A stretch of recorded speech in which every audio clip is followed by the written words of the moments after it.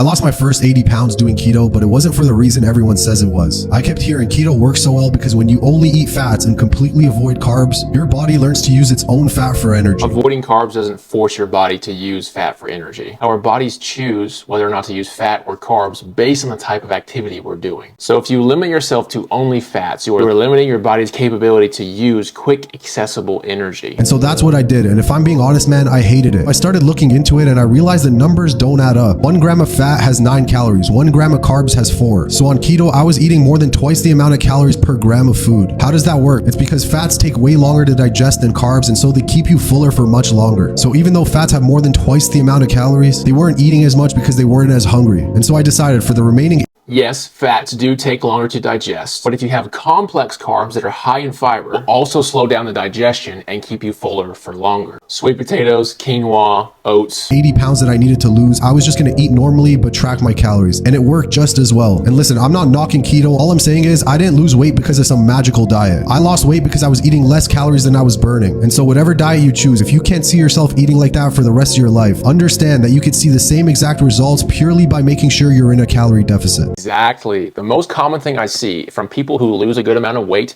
through these trendy diets like keto, carnivore, maybe even vegan, once they try and go back on a normal diet, they gain a lot of the weight back because they don't understand how to manage a normal diet. Why try and drastically change your food habits to lose 100 pounds if it just means that you're going to go back to those food habits without any better understanding of them and gain the weight back? Understand what true balance and health looks like with normal everyday foods.